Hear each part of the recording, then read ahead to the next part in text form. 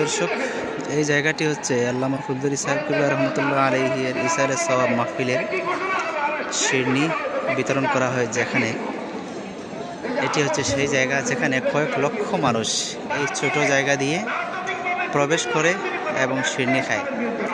আসলে এত সুশৃঙ্খল একটা পরিবেশ, বা কয়েক লক্ষ মানুষ যেহেতু এখানে জমায়েত হয় এবং সবাই কম বেশি শিরনি খেতে আসে, কিন্তু এত সুশৃঙ্খলভাবে তাদেরকে এত কম সময়ের মধ্যে কীভাবে যে তারা শিরনি বিতরণ করে, তা আসলে যদি একবার নিজ চোখে না দেখেন তা বিশ্বাস করা কঠিন হয়ে পড়বে। তাদের এখানে সিস্টেমটা হচ্ছে, এই যে পুরো মাঠটি দেখছেন, এখন যেহেতু রাত, এজন্য স্পষ্ট আসছে না, পর্যাপ্ত আলোর ব্যবস্থা নেই। এই পুরো মাঠটি একদম খানায় খানায় পরিপূর্ণ থাকে, মানুষ একদিকে আসে আর দিকে চলে যায়। এখানে মূল একটি তাদের একটি টেকনিক হচ্ছে যে এই বাঁশের যে বেড়া আছে, বেড়া দিয়ে একজন প্রবেশ করবে, প্রবেশ করার সাথে সাথে কয়েকজন ভলান্টিয়ার থাকে এই যে মাঝে এই যে ফাঁকা জায়গায় এখানে থাকে, এবং ওরা তাদেরকে একটা পলিব্যাগ ধরিয়ে দেয়, আর পলিব্যাগটা নিয়ে সোজা সাপটা চলে যেতে হবে।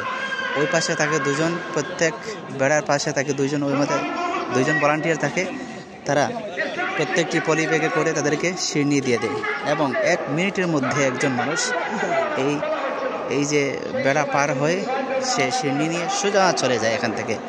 এই জন্য এখানে কোনো ধরনের অপ্রীতিকর ঘটনা ঘটে না, বা কোনো বিশৃঙ্খলা, কোনো ঝামেলা, কোনো হইহুল্লোড় একদম হয় না।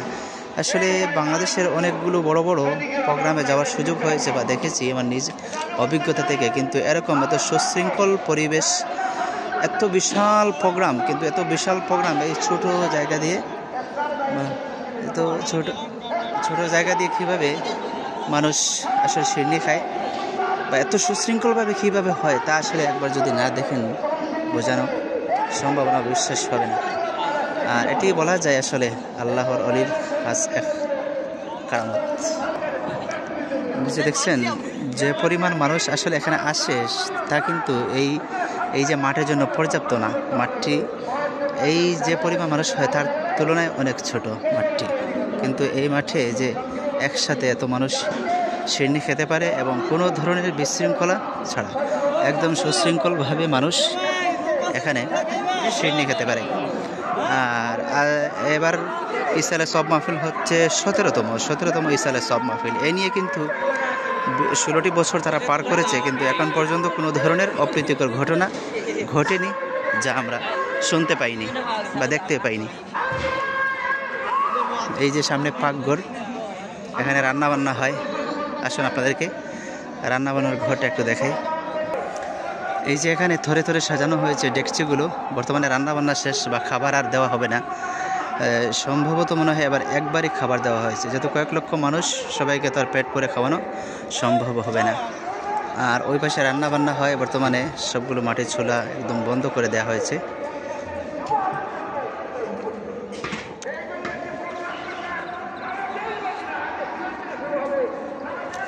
দর্শক, এই ছিল আল্লামা ফুলদুরি সাহেব কিবলা রহমতুল্লাহ আলাইহি এর ইসালে সওয়াব মাহফিলের, যেখানে খাবার দেওয়া হয়, শিরনি দেওয়া হয়, যেখানে কল্পনাও করতে পারবেন না যদি আপনি স্বচক্ষে না দেখেন, যে কয়েক লক্ষ মানুষ, প্রায় 8 থেকে 10 লক্ষ মানুষ হয় জানি না, অনেকে বলছেন, কিন্তু এই ছোট্ট জায়গায় যে মানুষ একসাথে খেতে পারে এবং এত সুশৃঙ্খলভাবে, তা আসলে নিজ চোখে না দেখলে বোঝানো মুশকিল। দর্শক, কেমন লাগলো ভিডিওটা প্লিজ অবশ্যই কমেন্টস করবেন। যারা আমার পেজে নতুন, পেজটি ফলো করবেন এবং চ্যানেলটি সাবস্ক্রাইব করে সহযোগিতা করবেন। সে পর্যন্ত ভালো থাকুন, ধন্যবাদ।